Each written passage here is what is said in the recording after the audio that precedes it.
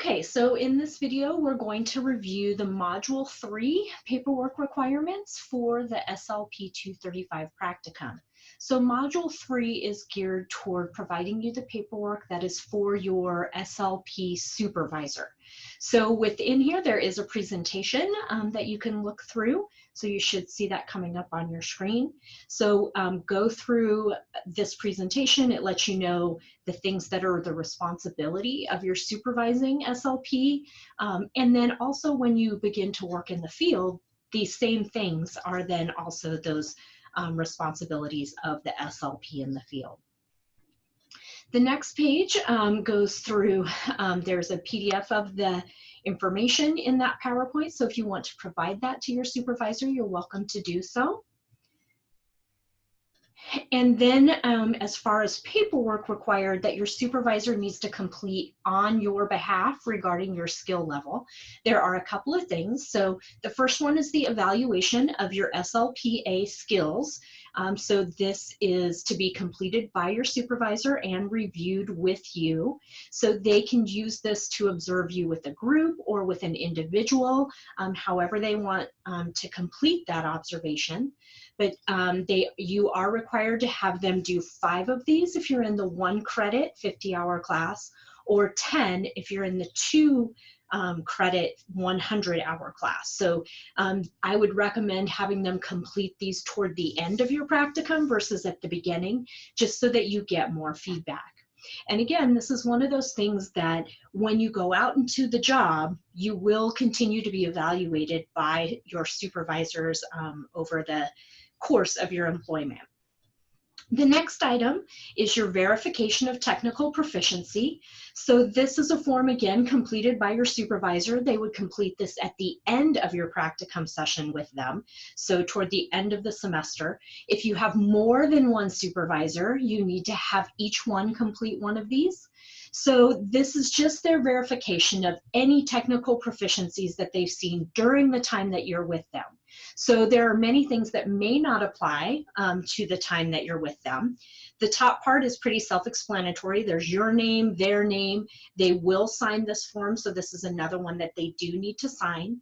It'll have the start and end dates of your practicum, the number of total hours they supervised you for, and their recommended grade for this course. And then the facility or location that you're at. They will rate you on each skill as whether it's achieved, not achieved, in process, or something that's not observed in that setting. So most of the ratings for a student are in process, right? So some of the skills you're going to continue to grow and learn about, but you might not have achieved full mastery of that skill level yet. And that's okay as a student.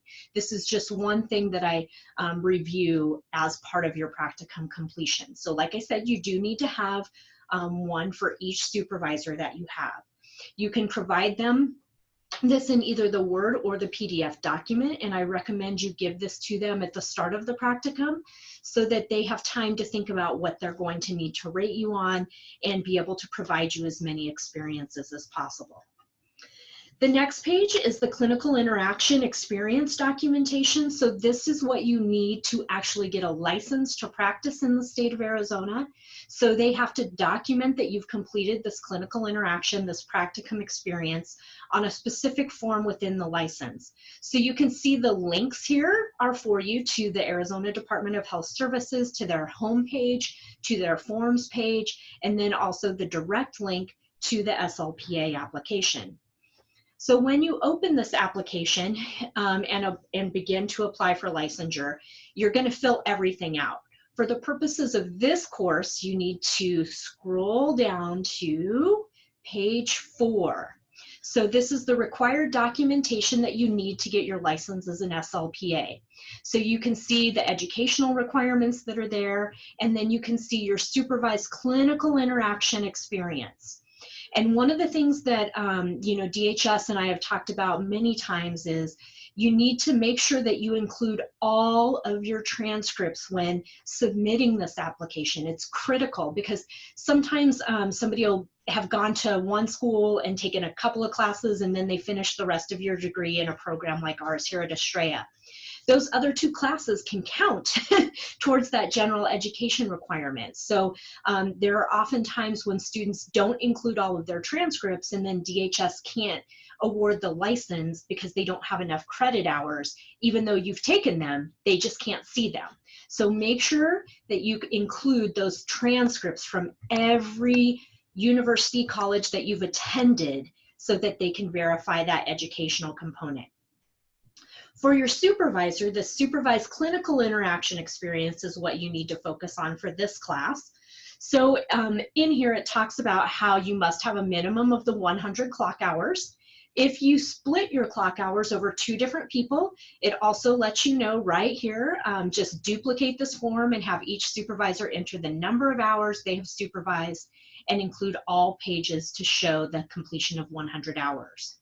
So the supervisor will indicate how many clock hours they observed. So this does not need to be divided into what was direct, what was indirect, what was supervised, what was unsupervised.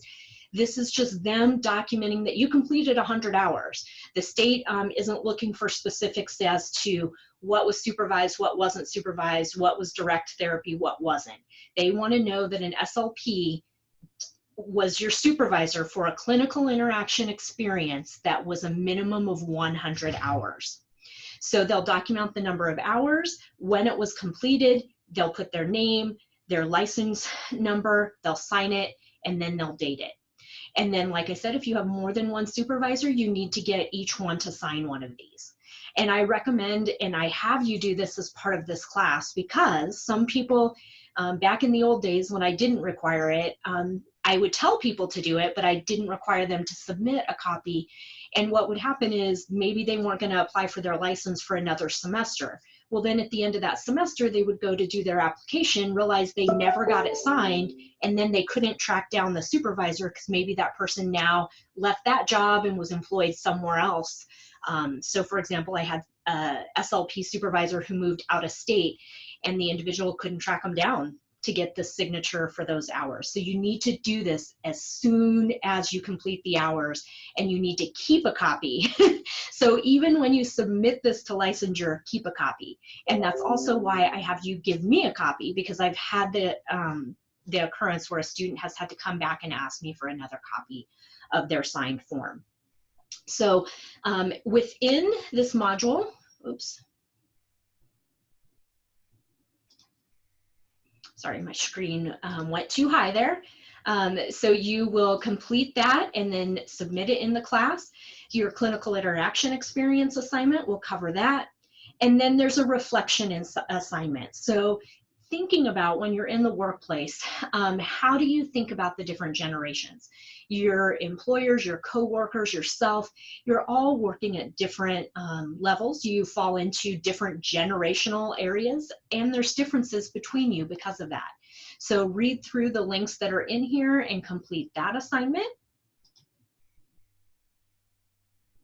And then you have your acknowledgement for the paperwork for this module. So if you have any questions on this module, please feel free to join me during office hours, and I'd be more than happy to answer those questions.